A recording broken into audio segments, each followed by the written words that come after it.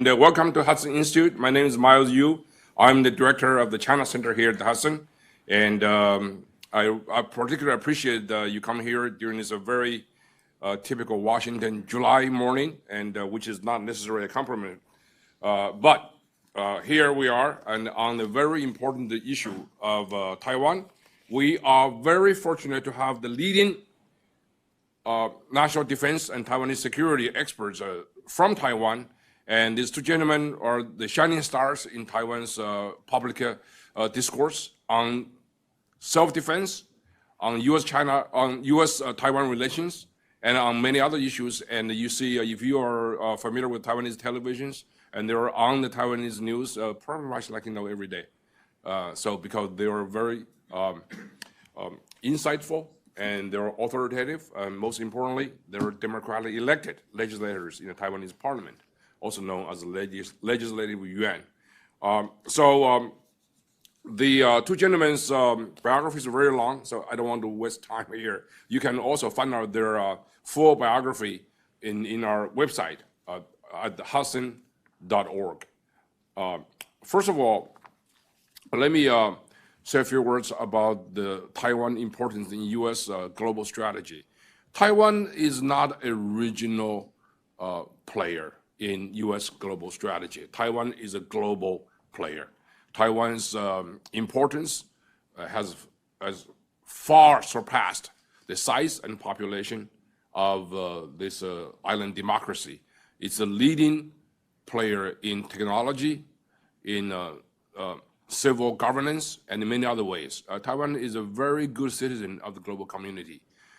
And Taiwan is the number 4 trade partner of the United States. And Taiwan has more business transaction with the United States than with China. Taiwan, of course, is in the news for different reason because of China. In other words, people talk about Taiwan's defense as if it's just the defense for this little island. It's not. Defense of Taiwan is also defense of the United States. And that has been the consensus within the establishment of national security in this country, and pretty much over the world. So today, we are going to welcome legislator Ting-Yu Wang, as well as legislator Puma Shen. And these two gentlemen, biography is very illustrative. And Legislator Wang, he's the leading voice on national security issue, and you think that the British Parliament, the query and debate and Q&A with the Prime Minister is tough. Listen to him. When he asks questions and grill the executives from the administration, it's tough and entertaining and very, very insightful. Puma, of course, is a young gun in the Legislative Yuan, and he is famous for many, many things, but most importantly, he is the executive director of the Kuma Academy, which is a civilian organization in Taiwan to enhance and promote civil defense in the case of a crisis and the Chinese invasion. So for that reason and many other reasons, and he was sanctioned heavily by China, and which is, I think, should be considered as a badge of honor. Also, he's running for the mayor of Taipei, so which is a very, very important job, and we wish him good luck. And without further ado, so I'm going to welcome the gentleman to the podium to speak a couple of minutes, and then we're going to sit down and have a conversation, and with the remaining of the time for this hour, and we have some Q&A. All right. So first of all, legislator Ting-Yu Wang, please. Okay, thank you, Miles. And since I'm Asian, so I need to put my glasses on. It's an honor to be here. Hudson Institute, Puma, and I, we have one similarity here. China imposed sanctions on us, and especially Puma. He's on the wanted list. So it's so honored to be sanctioned by that kind of autocracy. And Taiwan to the world, just like Miles just introduced, is maybe number 4 trading partner to United States. high technology, manufacturer of chips, something like that. But to us, to Taiwanese, Taiwan is our home. Every morning, since my eldest son, when he was 3 years old, that's 20 years ago, when we on the dining table, when my wife will drive him to the kindergarten, we can hear the sounded like noise from Tainan Air Force Base, just across the street of my house. Even my son, when he was 3 years old, he said, "Oh, PLA come to harass again." That's our daily life. Taiwan under giant threat by China for decades, even though we are still pursuing democracy, human rights, equality, you name it. I'm proud of being a Taiwanese, and to the world, Taiwan is important, valuable. To us, it's our home. We need to defend it. To defend your families, you never rely on somebody else's shoulder. It's our own responsibility. Even though, if you realize the importance of Taiwan, look at the map. Strategical importance. Whoever has Taiwan join their side, who can dominate West Pacific Ocean. Look at industrial supply chain. Taiwan play very important role. Not only semiconductors, precision machinery, you name it. Taiwan play very important role in global supply chain. Just like State Secretary mentioned, once Taiwan get involved, military conflict going to destroy global economy immediately. And if you value all the belief we trust, democracy, human rights, things like that, Taiwan is in the frontier of all the value we believe in. So if you believe all of this, give Taiwan a hand. It's not only helping Taiwan, it's benefit the world. So it's so honored to be here. Miles, I'm your apprentice, I'm your student, so anything we can exchange here, I hope, remember, there are 23 million people live in the island of Taiwan. It's our home, only home. Maybe we got treated arrangement unfairly by the world, but that's our home. We will defend it and preserve the way how we live democracy to me, to my son, and to my grandson, and go on. So thank you. Join this. Thank you.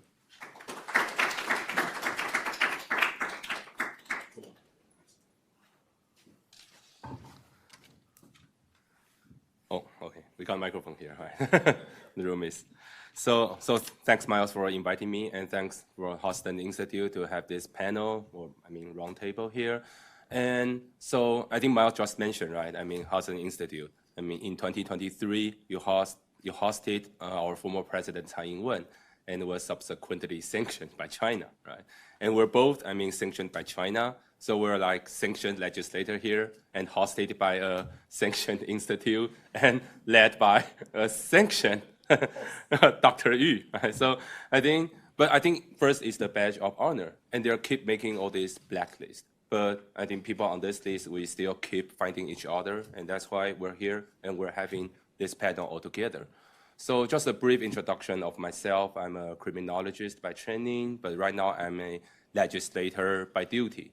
So my expertise is mostly on white-collar crime, including information operation, but I also founded Kuma Academy, the one that tried to teach civil defense to ordinary citizens there in Taiwan. And I believe that's why I was on the sanction list. But last fall, they not only put me on the sanction list, they also put me on the wanted list. And I believe I'm the first politician there in Taiwan who has been put on the wanted list. And I believe it's in early 2026. They even release a satellite image of my house and saying that, hey, this is the man that we want. So, but they actually got the wrong address. So, so the way they try to pursue me, and they also, I think they also announced that if I travel abroad, they would arrest me. But my response is to buy a plane ticket, right? I actually travel to Germany, to Netherlands, to France, to Korea, and right now in the United States. I think that's the way we respond to authoritarian state, their action. And that's also the way that we unite with each other. But I want to be clear that I don't want to put much of a spotlight on me because I'm just a convenient example of transnational repression. But there are like tons of others, facing this kind of threats. The activists, human rights defenders, journalists, and even ordinary people because they just passed the ethnic unity law, months ago. So I think there are lots of people needs to be protected under the lawfare, and that's why we're facing a system. And we need to find a systematic way to counter this kind of action. And that's why I believe that we're here. And what China wants is they want to make us silence. They want to make us absent or make us shrink, make us hide. But I still believe that the best antidote to intimidation is still presence. And that's why I flew all the way, from Taiwan through across the Pacific Ocean, and I'm here to answer, the questions and try to having more discussion and see whether there's any collaboration between think tanks, NGOs, and governments. I think this kind of collaboration between democratic allies was so crucial, to face this kind of lawfare. So I believe I'll be short, but let's begin this discussion. Thanks.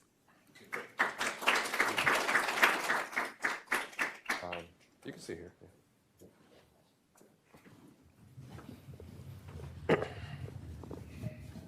All right, those are remarkable remarks. And let me just pick up on some of the themes that both of you spoke.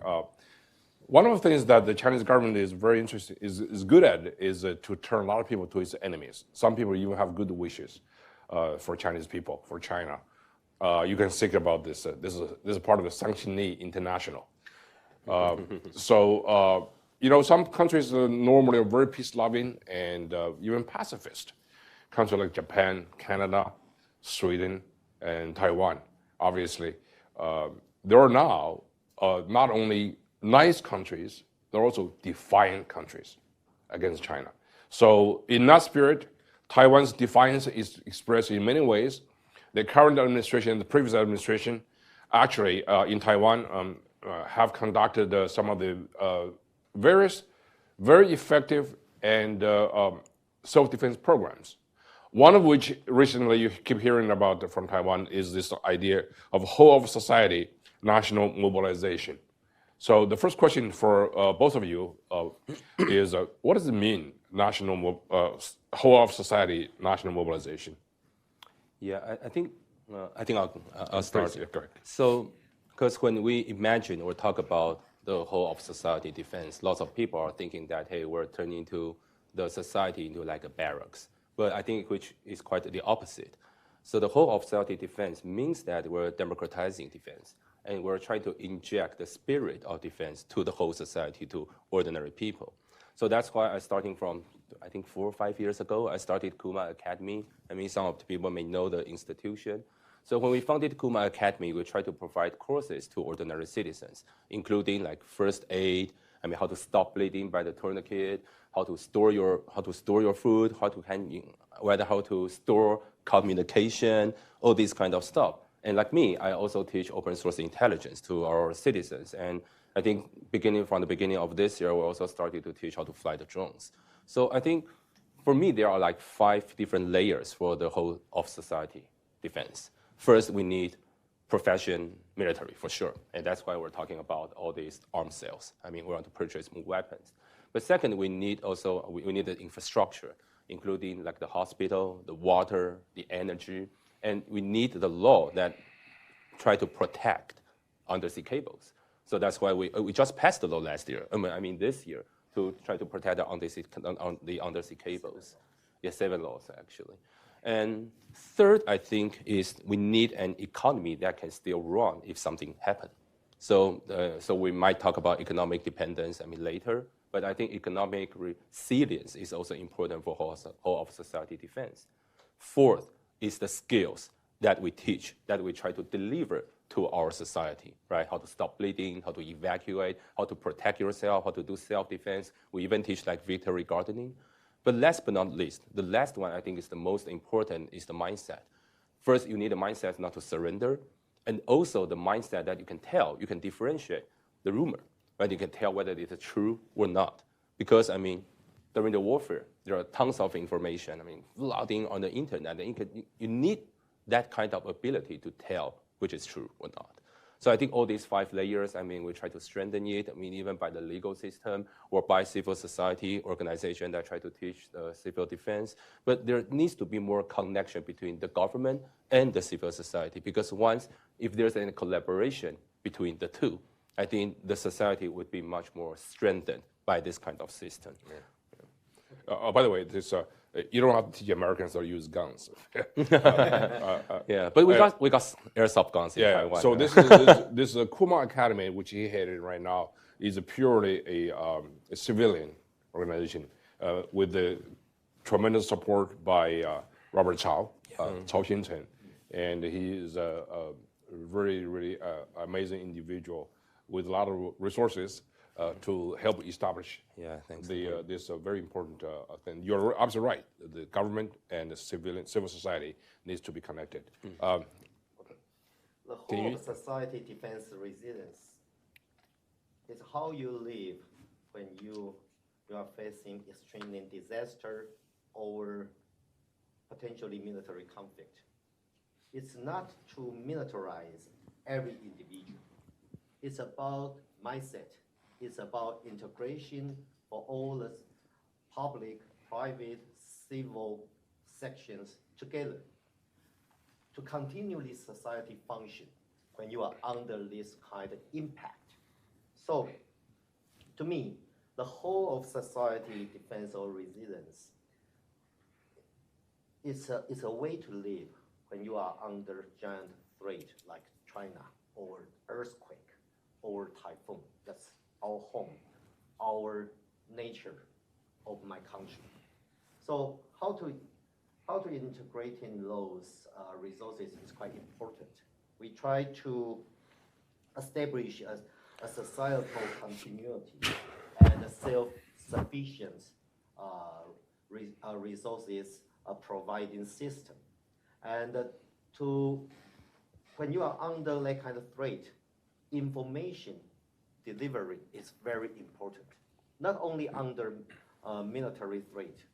For example, when the earthquake impact Taiwan, my constituency, when I just looked in parliament, I just got elected. 5 days later, a huge earthquake impact my city. My neighbors, 105, got killed by that earthquake. And during that kind of disaster, how to make people realize where you can get food, where you can get first aid, where you can get resources to rescue your families, where to get correct information during chaos. So that kind of capability is capability of resilience. So Taiwan, we under several typhoon, storm impact, and hundreds of earthquakes per year. How to establish a country when you are facing those challenging situations, and we need to establish fabs, industrial park, primary school, things like that. So the whole of society is how we live in Taiwan, integrating private, public, civil resources, and to continue our function of this society. So Puma is right. It's a mindset. Never surrender. You won't give up your home when typhoon comes. You won't give up your families when earthquake occurred. You need to survive from those threats. And military conflict also. So for the past 10 years, my government, we work very hard to reshape our mindset. We are under threat. We don't want, there is an old saying, to boil frogs with warm water. When you get used to that kind of threat, it's quite easy to get numb. Don't get numbed. It's happening every day. Even we hear our Air Force to manage those harassment in our ADIZ. It's our daily life, but we cannot get used to it. We need some real exercise without pre-warning. We need to mobilize our medical system to answer all kinds of challenging situations. So the whole of society it's never enough. We have to do that day after day, every year. Exercise. We introduce all kinds of principles, verify if that work, and exercise, revise it, and exercise again. And to calculate, we need to the depth of our stockpile. How many foods we need for 23 million people? Waters. How will we communicate with each other if the internet stopped? How can we survive without electricity supply? We hope that won't happen, but we need to be readiness if that happens. Can let this country continuously function, protect, provide all kinds of supply to our people. Then we have the resilience to survive from all kind of threat, not only military threat, but also Mother Nature's disaster threat. That's a very good segue to my next observation and question. I happen to be in Taiwan during several of China's military drills. Clearly, I mean, it intimidated Taiwanese people. So every time that happens, it's very interesting because Taiwanese stock market went up. There's no panic. There's no sense of crisis on the street. So I think that's not because Taiwan lacks the sense of urgency, but this has been going on for decades. So there's a crying off effect, in my view. So now, obviously, the Chinese threat against Taiwan has become more and more realistic. So here, a gentleman like you and Taiwanese government is urging Taiwanese people to be urgent, to be vigilant. How do you then implement your program, strengthen public morale and the national will to resist without creating panic? Yeah, I think that's a great question because I think what panic really means is that you really care about something, but you do not know what to do, right? You are unable to act. So I think honesty and transparency is quite important. You need to tell the citizen what's the threat that we're facing right now, but you also need to provide solution and tell them like what to do. Everyone needs to serve as a rule. I mean, when anything happens, I mean, including the warfare. So I think what we are trying to do is that, hey, we might have the war in the future, but this is the role that you might play in the future. So you might need to evacuate. You might need to store the food, store the energy, or you might to help others to stop bleeding. I think that's quite crucial because I believe when we try to provide the courses from Kumar Academy, and we got like grandma and grandpas, I mean, coming to the courses and still taking notes. And I asked them, why you're joining our courses? They say that they want to protect their grandchildren. So I think that's love. I mean, that's love with a plan, right? And they can sleep better, not because of love, but because they know the plan. They know what the governments would do and what civil society would operate during the warfare, and that's the way we avoid panic. Okay. How to strengthen morale? It's not easy. Sometimes we want to let our people realize what's coming. And a lot of experts said that's what CCP tried to do. Try to use those fear to scare you, to intimidate you. Just like they just passed a new law, the ethnic something, blah, blah, blah law. They try to create a fear. Don't do something CCP, they doesn't like it. Follow the instruction. So from the optimal purpose for CCP, they want to create an atmosphere of fear. So I believe, first, we need to let people realize what's going on, transparency, information. Gray zone coercion, those disinformation, and some disinformation occurred in Taiwan called America's skepticism.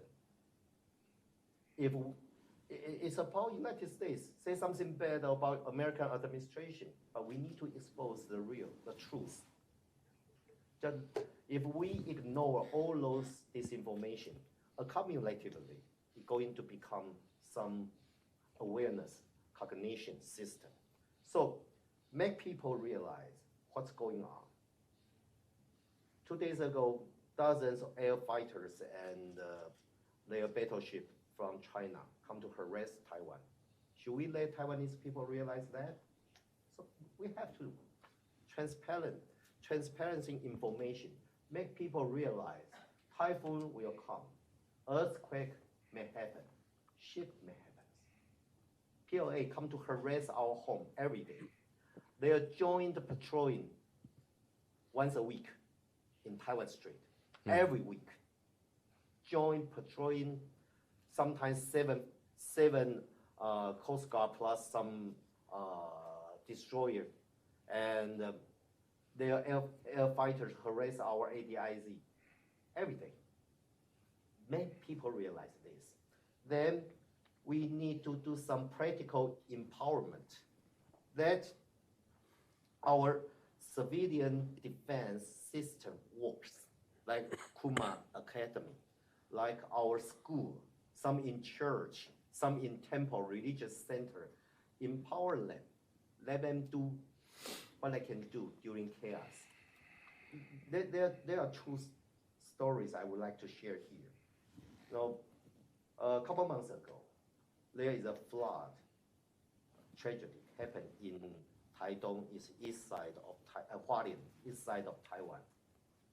The flood killed several individuals in that disaster, and the mud, the water, overwhelmed, covered all the village, maybe two-story high for the mud.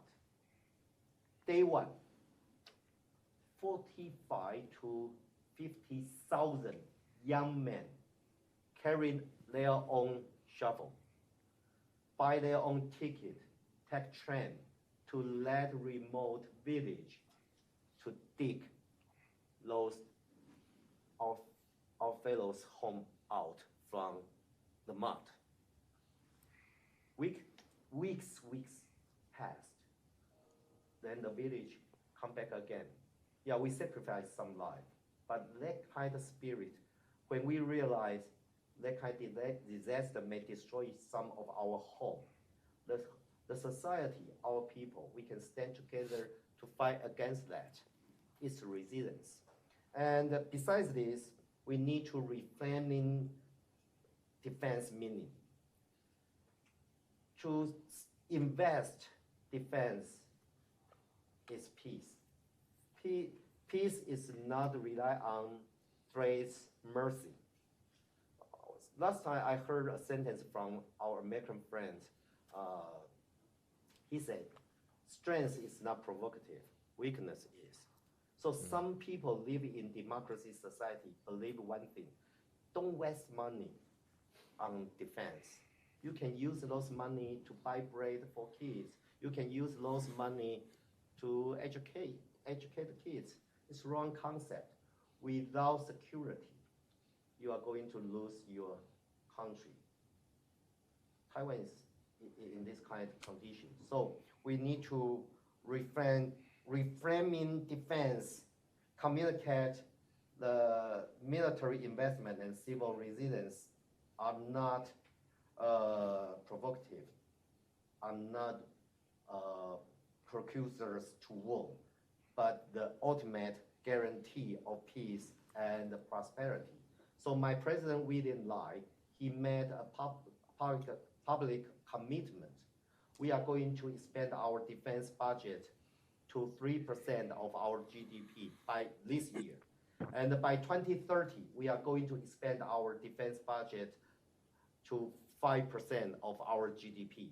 And if we plus our Coast Guard, our civilian resilience expense, for now, we spend on the topic related to security beyond 4% of our GDP. We will defend our country.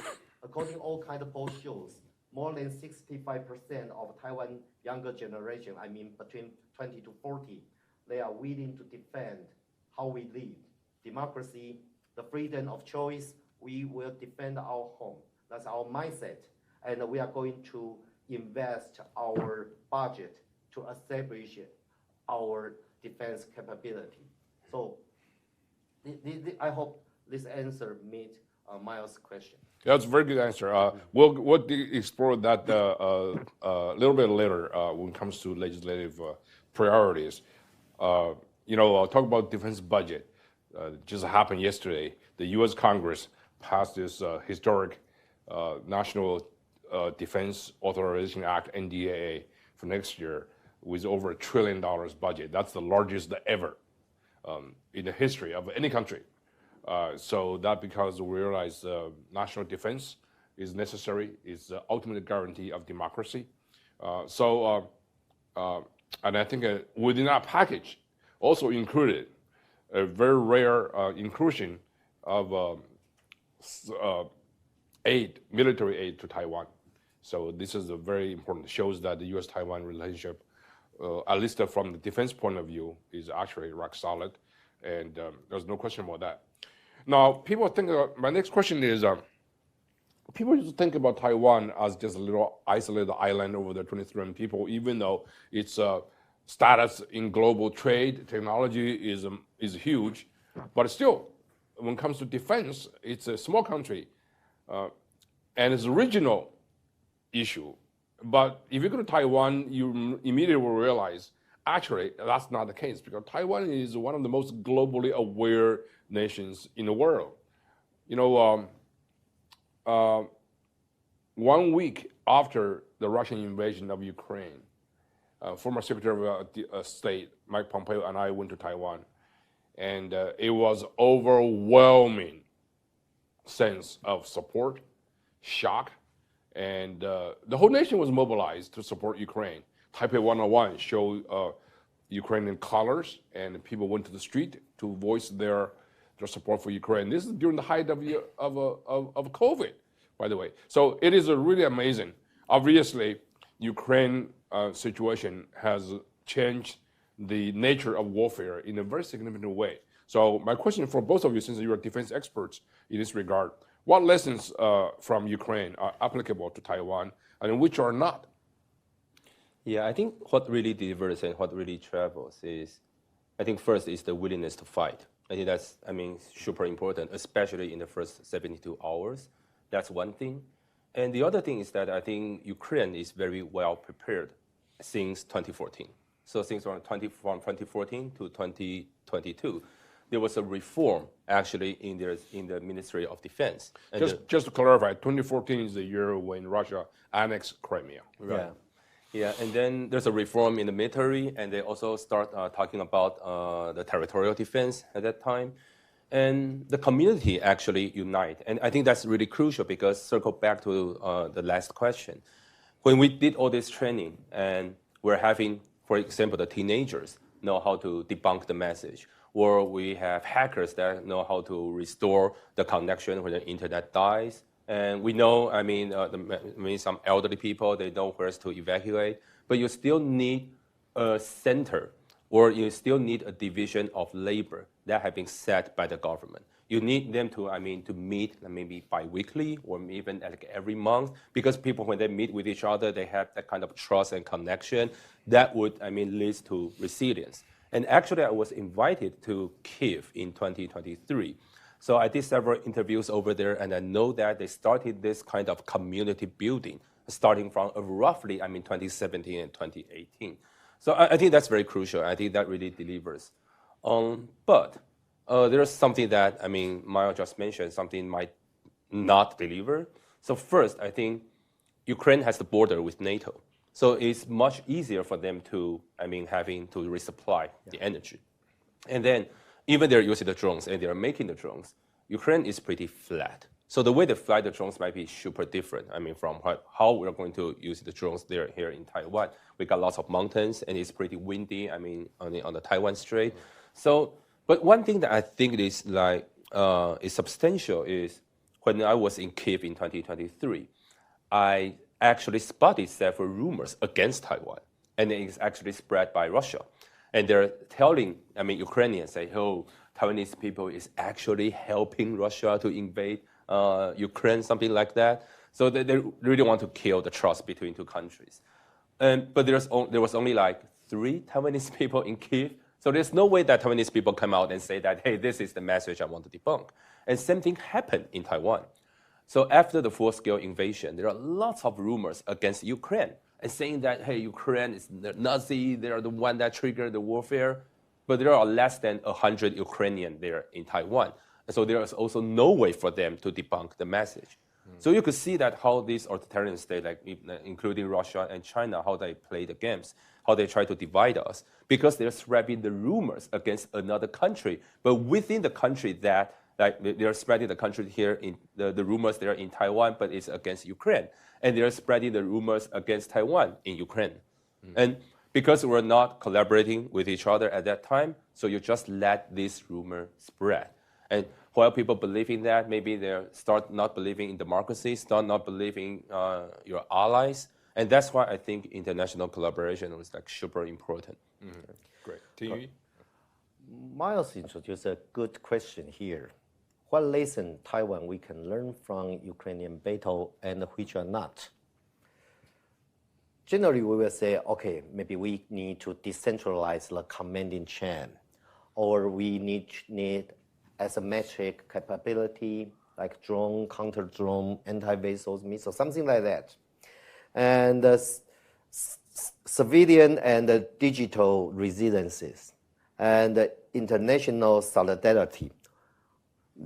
These 3 elements I plan to share here, but I think I want to say one thing before this. Misjudgment. Misjudgment is the potential highly risk to the world. Ambiguity can provide all kinds of convenience when you try to engage democracy and autocracy. But sometimes ambiguity will increase the risk of misjudgment. A country like China or North Korea, Russia, Iran, inside the country, no one dare to provide different opinion to the king, emperor in that system. Like Xi Jinping, if you dare to say something different, provide different opinion, you are not only risking your career life, you are risking your real life. So inside that system, no one dare to provide clear message. Who can introduce clear message to that kind of system? Look at Ukraine. That year, Putin in Moscow, he believed he can conquer Ukraine within 72 hours. They didn't even bring enough gasoline for their tank, then launch full-scale invasion toward Kyiv.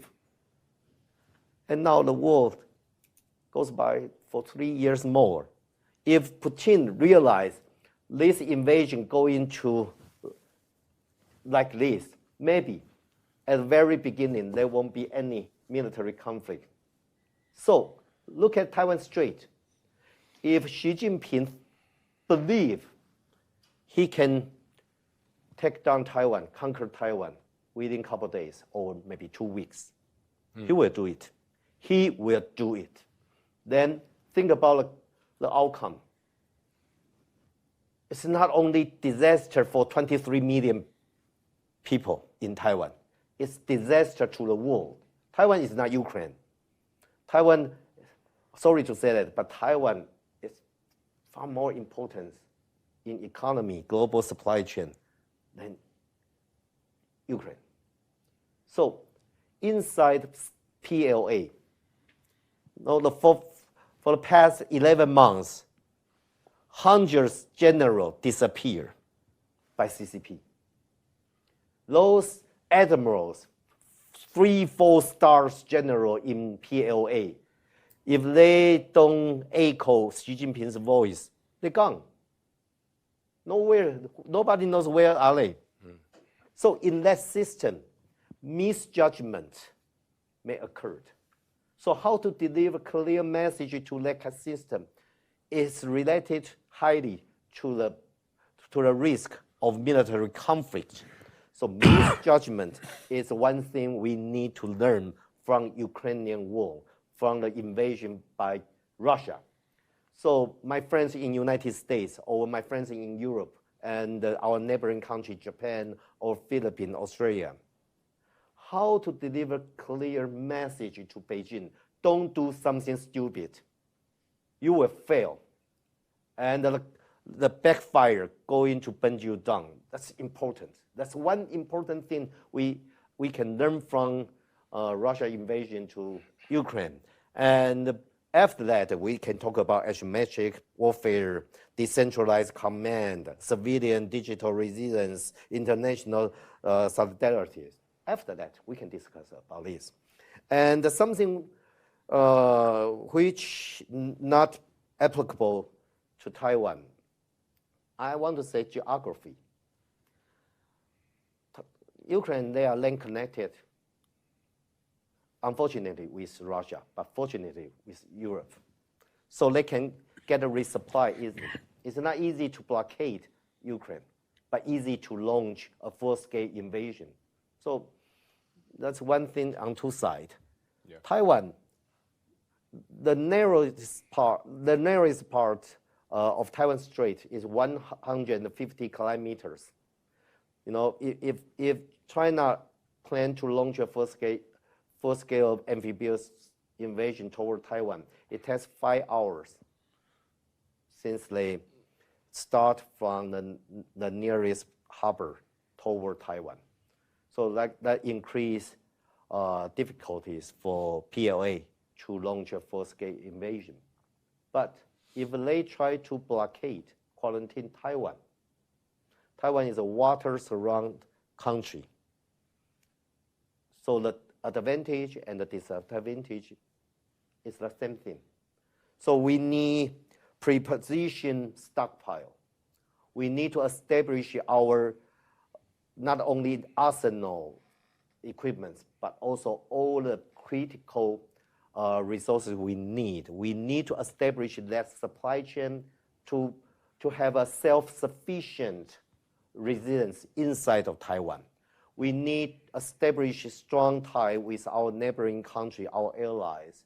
If blockade happens, we need to do something to counter that. Based on Taiwan Relations Act, blockade, quarantine, or the terms, I forgot how they use that. In Taiwan Relations Act, blockade Taiwan will cause American grave concern. That's the words I heard from Commander Indo-PACOM. Grave concern means worth you using military force to deal with that. So geographically, Taiwan is not Ukraine. So we need to do something based on the regional needs. And the other thing about economy, Taiwan, we dominate not only chips, advanced chip, almost 95% made in Taiwan. 99.3% AI chip produced in Taiwan. And a lot machinery, bicycle, Tesla, electricity vehicle component made in Taiwan. We are good and important member of global supply chain. Once military conflict occurred over there, no matter who won the war, going to destroy global economy. So remember this. Give Taiwan a hand. It's not only helping Taiwan, but also helping the world. So that's my answer to your question. That's a very, very thorough and insightful answers from both of you. Before I ask the next question, I have one observation. Is in the last couple of years, I've been traveling to overseas quite a bit, and every time I went, I went to, for example, in London, in Munich, and Prague. I saw a lot of Ukrainians. They're all young, able-bodied young men, and they're not fighting for their country. They're driving taxis. They're doing business over there. I'm not blaming them. War is pretty cruel, and I think they're good. Yesterday, I traveled from outside, came back, and on my way from airport to my home, my taxi driver was Ukrainian, and his name's Alex. It's a very good name for good reason. And we had a very good chat about Ukraine. He was all for Ukraine. Obviously, he hate Putin for good reason too. And then back in my head, I still thinking about, why you're not back in your country fighting for your country. So I hope Taiwan will avoid that problem, right? Taiwan is an affluent society, and people obviously are ready to defend their country. But when a war occurs, manpower is important. So Ukraine try to solve the problem by compensating that shortage of manpower with these drones, which turned out to be a very, very good. My next question is, you're both legislators, and very important ones, the leading voices in national security in the legislative yuan. What are the three top legislative priorities for strengthening Taiwan's national resilience? Yeah, I think I'll be short because I think we're running short of time. Yeah, we're also leaving some Q&A. But I think first I would say the budget. The budget is try to review the budget. I think it's super important. We got our special budget for multi-year, and then I think because all this industry they need long orders, and they need to know that what's going to happen for the next 4 years, for the next 8 years. So having this multi-year budget being passed in legislative yuan could be, could be crucial.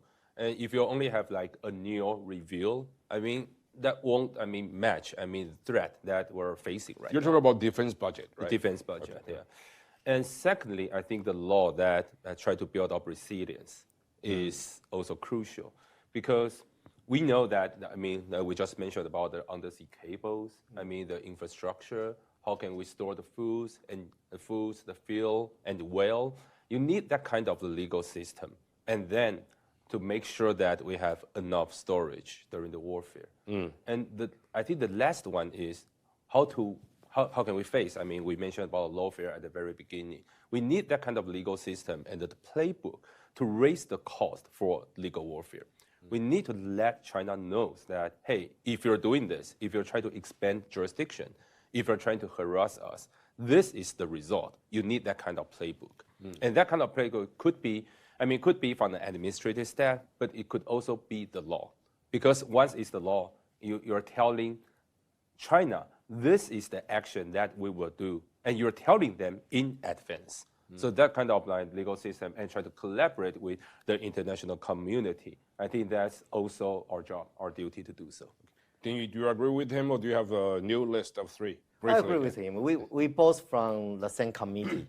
In Taiwan, we propose the same law. Yeah, we propose the same law. Infiltration law. In Taiwan, in our parliament, there are 8 committees in our parliament. Our committees, we put defense and foreign affairs, intelligence bureau, overseas citizen, and veteran, all in one committee. And there are 13 members in this committee. We are 2 of those 13. So if you ask me, I want to add up one thing. We need anti-infiltration and counter-espionage strengthened bill. I don't know if that happened here in the United States. In Asia, we are sorry, we are so close geographically to China. So each country inside domestic issue, you can see behind the party competition, you can see China try to foster pro-CCP's political organization. Look at the Philippines. President and vice president, they try to, sorry to say this, try to kill each other. And in Japan, Takaichi Sensei, Takaichi Prime Minister, he made a brave decision, recall, and he win overwhelmingly because of the reason. So is Taiwan. So China, CCP communist infiltration jeopardize our democracy. We want to protect our democracy without pollution by communism. It's quite difficult. We need to protect freedom of speech. We want to protect freedom of all kind of opinion. But we want to keep those infiltration, spying activities away from our law-making process. So it's not easy. So as a legislator, we need to establish a law system to protect our democracy. And I think anti-infiltration and counter-espionage strengthening bill, that's what we need to do. Great. We have time just for a couple of questions. So who's go first?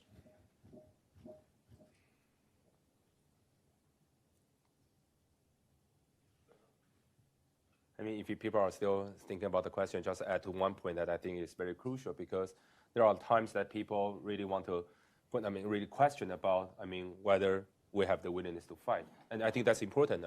Our allies and all the democratic allies that care about this issue. So, from our side, I think it might be a case that we should publish a new resilience report. Because we can try to grade, how fast can we deploy the message, after maybe the typhoon hits, and how much time that we need to restore the connection. We need that kind of a grading system, and then we can release that kind of a new resilience report and let our allies know that, hey, whether Taiwan is prepared or not. That might be another thing that we can add, Okay, from our great. side. Yeah, there. Hello, my name is Gonzalo. I'm an intern here in the Middle East. So there is an opinion in the world, I'm from Spain, I'm from Europe, and there is an opinion in the world that America first sometimes could mean America alone. And I want to know your opinion of how America will support and how you need the American support. Mm-hmm. I think we're not naive that, other countries need or should support Taiwan. I think we should support ourselves at the very beginning. That's why I said we need like a new report on resilience. We need to show our determination to the world, and because that's the base of trust. So every country cares about their own interest. And I believe one of the way that, because we're trying, our investment trying to move out from China, and we're diversifying our investment. So try to weave Taiwan into the non-red supply chain. Try to collaborate more. Not just in, for the drills, but also, let's say, the Coast Guard, like information space, cybersecurity, because there are lots of things, including all the economy issues that we can collaborate with each other. And that's how we have been, we could be woven into, the ecosystem of the democratic world.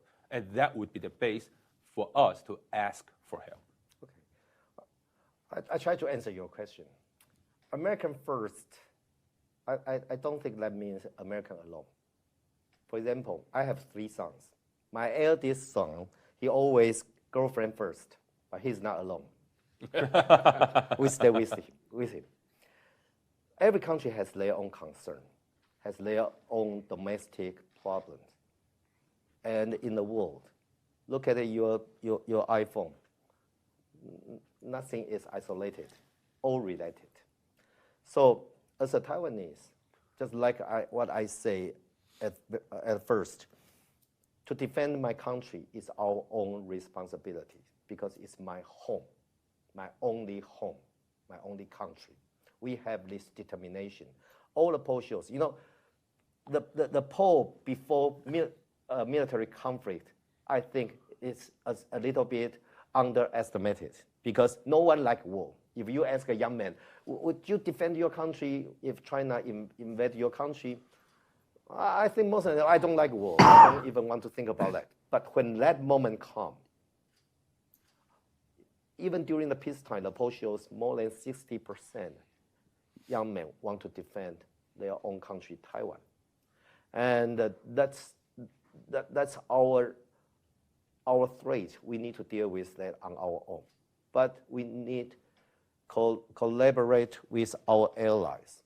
So how to form a security network in First Island chain in West Pacific Ocean is important to the world, including Australia, New Zealand, Japan, South Korea, Taiwan, Philippines, sometimes including Vietnam. How to organize a democracy network, security network, and in economy, supply chain network. During peacetime, we can do business without China factors try to benefit each citizen in this area. Before military conflict, to form a deterrence to stop provocative military activities from Beijing. So, American first to a United States president is supposed to be. But just like what I said, my eldest son always girlfriend first. But I know, try to help him, going to benefit not only him, but also the rest of these families. That's the relationship. Yeah. Well, I think America's policy obviously has changed dramatically in terms of alliance partnerships, and that's a key, partnership. So we change from American sort of the wholesale protection of our friends and allies, which is necessary in history in a time of a particular period after war, for example, during the Cold War. But now it's really a partnership. It's America helps those who help themselves. Yeah. So with that, let's just say this. And today you have seen two of the brilliant minds, most brilliant minds from Taiwan. And the key issue is that Taiwan is defiant. Taiwan is building a self-reliance network and national resilience. And we thank both of them for coming to Hudson. And again, legislator Puma Shen and Ting Yu Wang. Thank you very much. Thank you.